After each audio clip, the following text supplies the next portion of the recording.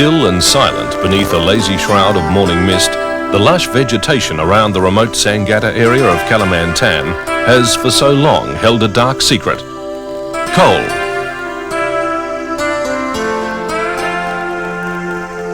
Not that the presence of coal in the area was a complete surprise. That had been known for more than 40 years. But the extent of the ore reserves was to prove incredible. Over 350 million tonnes. And most of it exceptionally high quality steaming coal, Batubara Prima, the black gold of Kalimantan.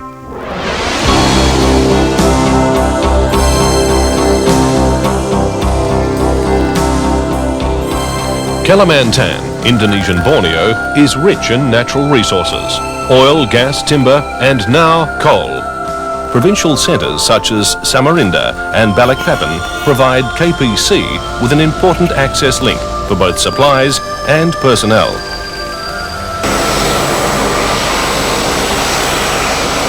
The airport of Balikpapan is one of the country's busiest and is the final boarding call for all those travelling to the Sangatta project. Initial interest in this region was promoted by company geologists after examining samples and old Dutch geological reports in the archives at Bandung. Negotiations commenced with the State Coal Authority and, after an encouraging preliminary evaluation, a feasibility study team was established in January 1987. This was the culmination of a 5-year exploration program and the commencement of a 5-year evaluation and development phase. Initially, a base camp called Papa Charlie was set up on the Sangatta River. For the first few years of the project, this camp would be home for company employees and contractors alike. Throughout the evaluation, the drilling program continued and the results confirmed the most optimistic predictions. The delineation of the reserves and the quality of the coal indicated that the project was feasible. A trial mining operation was carried out in 1987, and the first sample shipments were on their way to Hong Kong, Holland and Japan for combustion tests by December of that year. It was a heady year for all those pioneers at Papa Charlie, but the camaraderie was strong and there was always time to relax.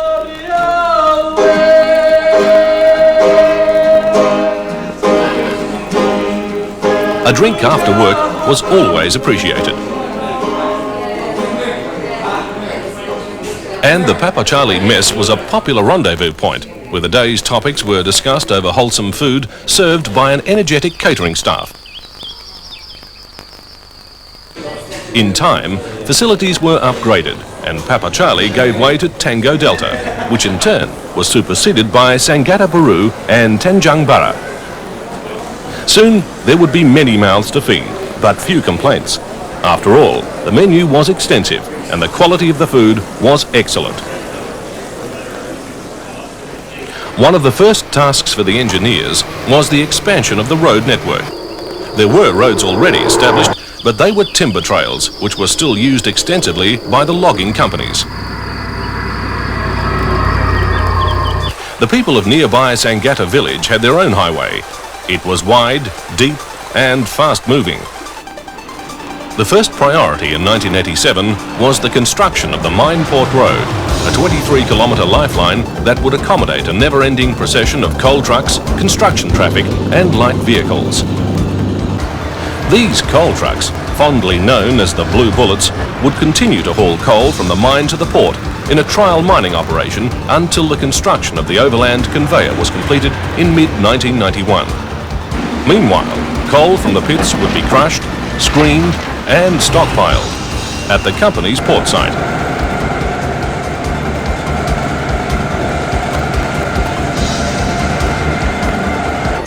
It would then be a short haul to the barge loading facility where the coal would be directly loaded onto 1,500-ton barges for transport to self-loading vessels. 4 barges and 2 tugs would operate a 24-hour shift until the loading was completed, and the turnaround always required a committed effort from all concerned.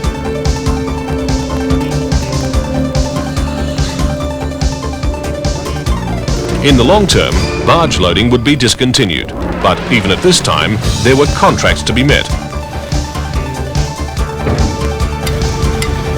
Responsibility for the construction of the port facilities was in the hands of Holland Coal Handling, a consortium of Dutch, German, Australian and Indonesian companies. Completing the new service wharf was one of their first tasks, as there would be many deliveries of heavy equipment and construction materials over the development period. The same consortium would later be awarded the contract for the construction of the 1.8 kilometre causeway and coal loading facilities.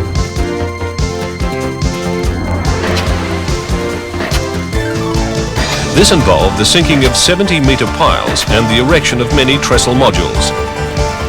At the end of the jetty, twin quadrant ship loaders would eventually function at a loading rate of 4,500 tonnes per hour. There was no bigger job than the coal terminal, and on completion it would accommodate vessels of up to 180,000 tonnes dead weight.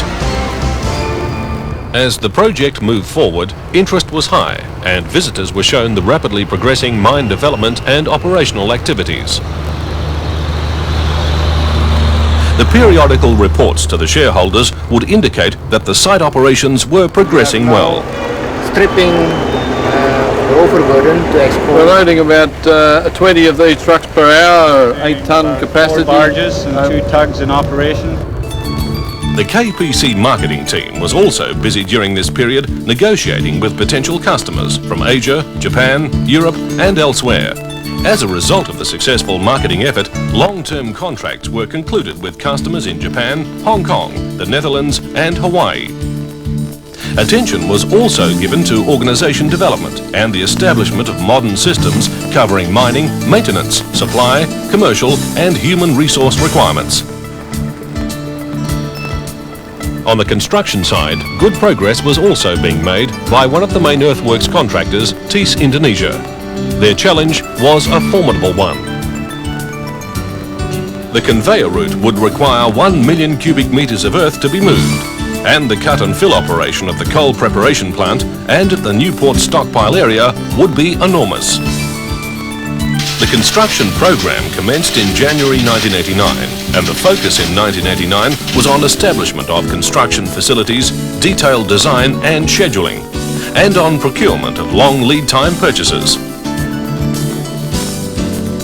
Foundations for the key components of the coal chain also commenced. The completion of earthworks for essential infrastructure facilities was also on a tight schedule. To this end, limestone was urgently needed for the roads and airstrip. And a convenient water source was also essential.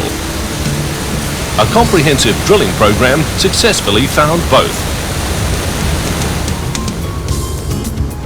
Progress on the conveyor line was inconvenienced by a recurring slip, but the problem was overcome without impacting on the all-important schedule.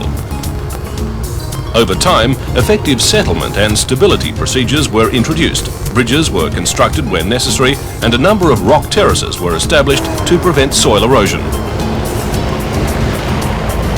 At the coal preparation plant, completing the foundations for the underground feeders was an immediate priority, as was the interlocking of the ducting assemblies. The washery would be the major plant building at this location, and here, dirty Prima Coal would be cleaned en route to stockpile. During the first half of 1991, conveyors were assembled and linked to the 4 run-of-mine dump hoppers, which would hold Prima Coal, Penang Coal and contaminated coal.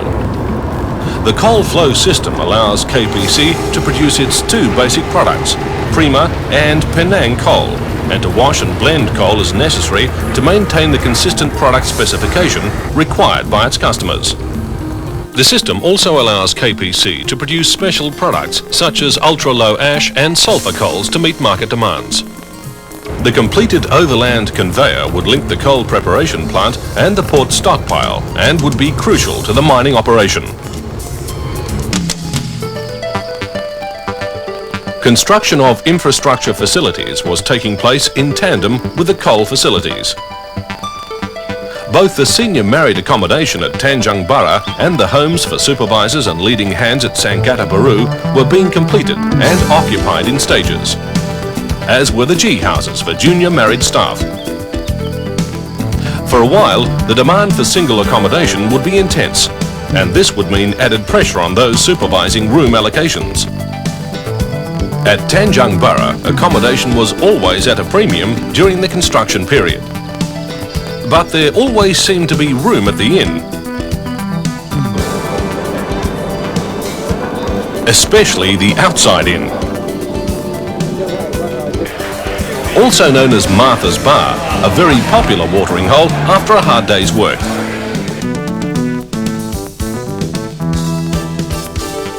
With shift work the order of the day or night, the quarters at Sangatta were rarely deserted, and there was always plenty to do.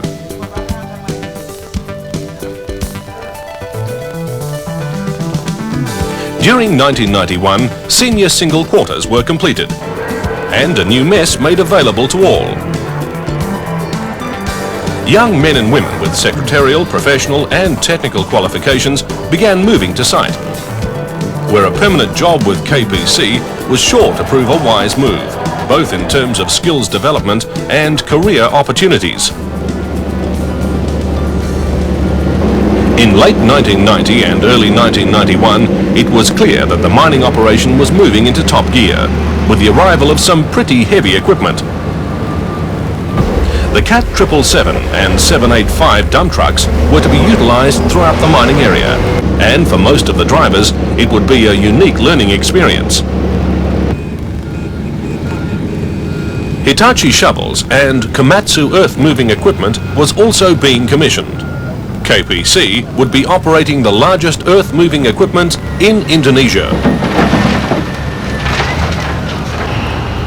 Indonesian operators would soon operate all the heavy equipment on site, and significant time and effort was put into their training. Of course, safety was never taken for granted, and strict procedures were diligently policed throughout the confines of the lease. KPC achieved a good safety record during the development phase. On 2 occasions, more than 2 million man-hours were worked without a lost time injury. Nevertheless, there were accidents, which highlighted the need to be ever vigilant in the area of safety. Bravo 5 will be blast in 15 seconds.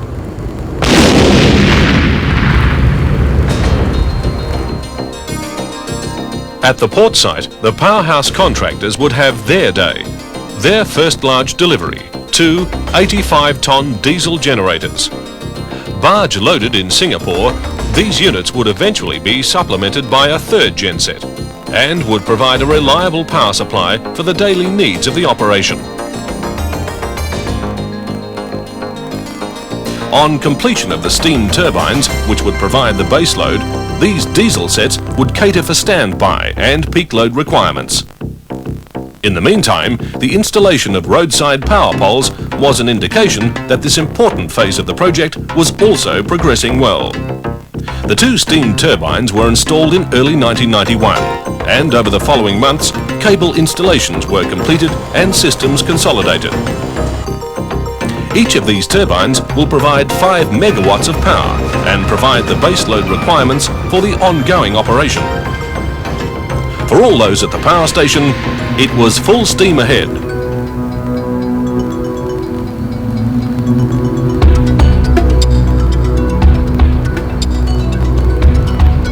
At the same time, the skyline was also changing significantly at the port stockpile area.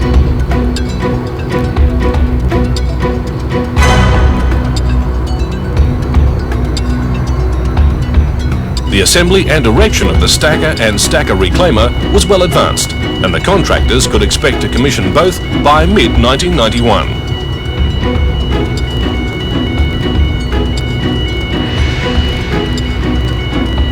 Not far away, the trestle jetty was already taking limited traffic, and there would be no doubt that the coal loading facility would also be ready for the arrival of the first scheduled Cape-sized vessel.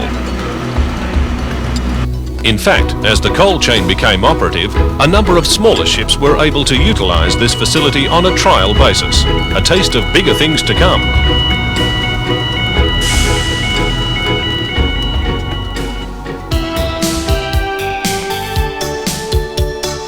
There is no doubt that living in a mining community may be difficult to bear without some form of recreational outlet.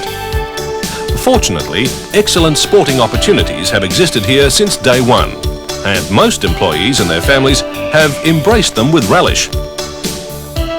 Certainly, there has been no more popular leisure destination than the golf course, already a Tanjung Burra landmark.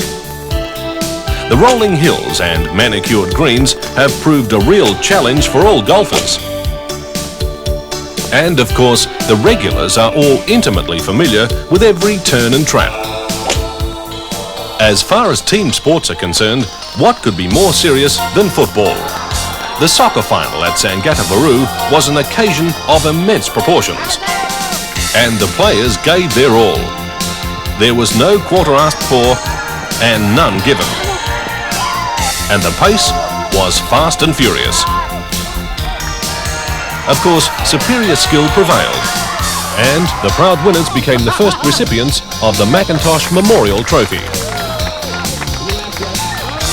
The rugby team, the Sangatta Saracens, had to import their competition from Jakarta. This initial conflict was a high-standard match, and the local team performed with honour and enthusiasm.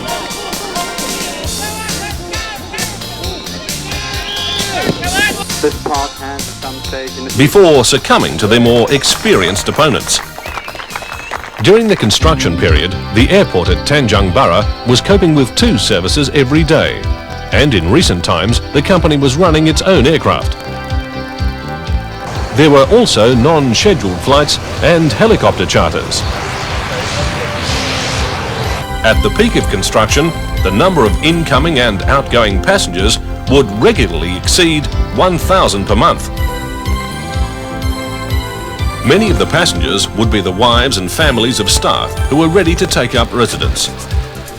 Senior staff would be living at Tanjung Burra, where over 70 hillside homes were constructed with views overlooking the eastern seascape.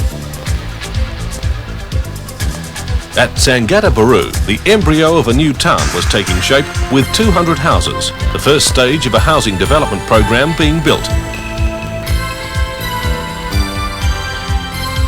As the new neighbourhood became firmly established, residents would soon appreciate that living on a mine site is not the hardship that some might think. Of course, there are still responsibilities.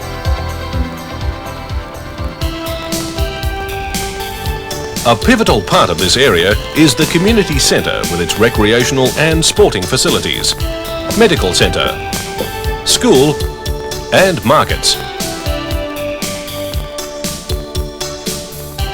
Continued use will no doubt be made of the fresh produce market at Sangatta, which has served community needs during the exploration phases. An efficient medical network has been operating on site at 4 different locations. The clinics are staffed by 4 general practitioners, plus laboratory, X-ray, pharmaceutical and nursing staff. The new facility at Sangatta provides 10 inpatient beds as well as a day surgery. Those at the new clinic can now provide a superior medical service, knowing that they have access to the most up-to-date facilities and equipment. The new school at Sangatta began their student intake during 1991, and classes commenced with very few teething problems.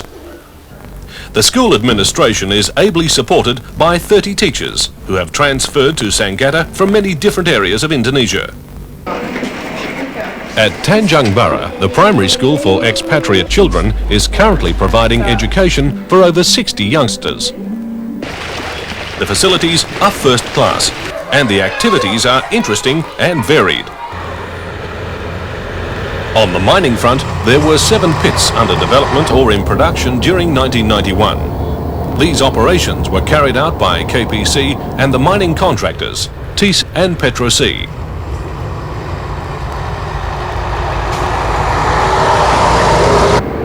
For the initial 30-year operating period of the mine, the state-owned coal authority will take 13.5% of all production. It will mean a significant increase in the energy resources available for export or for domestic purposes. This supports the growth objectives of government and contributes to the needs of the Indonesian people. The Employees Association, Kaltim, was established in 1990, and this, together with the signing of the Collective Labour Agreement, was an important milestone for the workforce. This would mean improved job security and financial independence for employees, whilst the Kaltim commitment to a strike-free operation is an appealing guarantee for the mine operator. For its part, KPC has also made important commitments to government in respect of training, which in turn will impact on the Indonesianisation of the project. So much so that the Training and Development Department is amongst the busiest on site and is involved in improving skills of drivers and operators, conducting basic and advanced computer courses, teaching language and supervising graduate programs. At Tango Delta, this department has developed a multi-purpose resources centre which can be used as a library or a meeting room. Under their umbrella of responsibility, Training and Development also conduct regular briefings for new staff, publish the Batubara newsletter and maintain contact with educational institutions. In 1991, there were 16 students working on site as part of a graduate development program, and all will have the opportunity to cement a career with KPC in a professional capacity. Some may choose to work on environmental matters. They would be in good company, as KPC maintains a department of over 25 local and expatriate experts to monitor environmental programs, supervise revegetation and encourage beautification. The nursery at Tango Delta provides an accurate indication of the potential for growth, especially during the wet season. As the new communities continued to establish themselves, progress continued on construction of the cold chain facilities.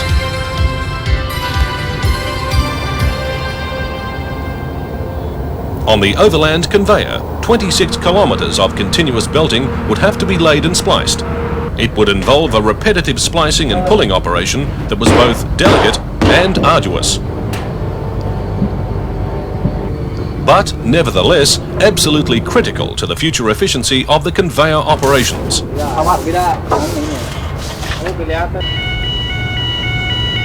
After a re-splicing exercise which was necessary following the failure of the initial splices to meet the stringent specifications, this key link in the coal chain was commissioned in June 1991. On successful completion of the no-load commissioning, the conveyor would then await the first dispatch from the coal preparation plant. Here, the Penang system would be the first to be commissioned. The coal would be delivered directly from the pits, passed through the crusher and onto the stockpile via the conveyor arm. It would then be relayed through the feed bin to the conveyor and onto the coal terminal at Tanjung Bara. And yes, everything went well. Things have gone pretty well since February, and we've reached a stage now where the washery is about 78% complete. And during the course of this exercise, we shall move 135,000 tonnes of coal from the mine. These are capable of producing adequate power for the commissioning of the coal chain. Soon it would be all systems go, and by August 1991, KPC would have themselves a fully operational coal mine. In difficult conditions, the mammoth construction project had been completed on schedule, and the achievement is proud testimony to all those who contributed so much. Those who kept the wheels turning, the planes flying, and the supplies coming. General infrastructure facilities, including warehouses and workshops, the satellite earth station and the fuel farm, the power station and the service wharf, all became landmarks which emphasised the achievements of all those involved in the establishment of this world-class operation. But the milestones were not done with yet.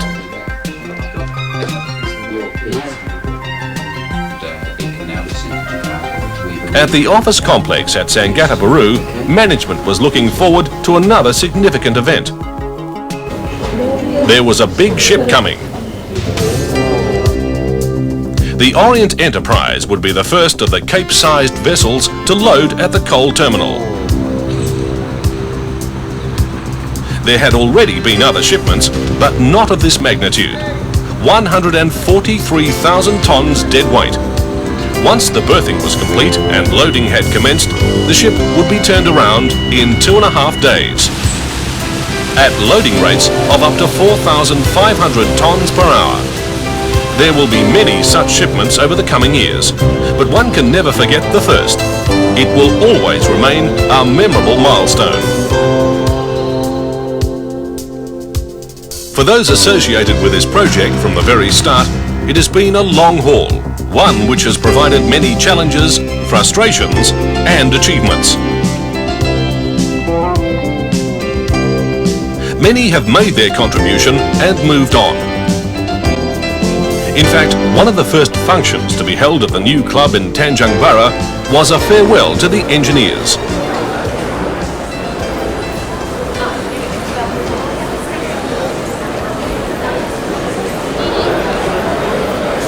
It was a night for reminiscing and making long speeches.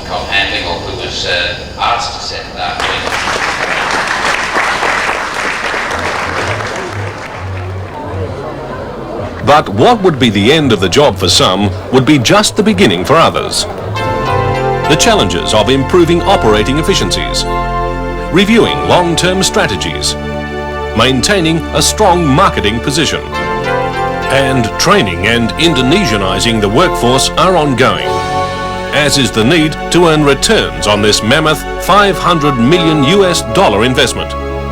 For the shareholders, CRA Limited of Australia and British Petroleum, their investment in Indonesia's natural and human resources has been a bold reflection of their confidence in the region.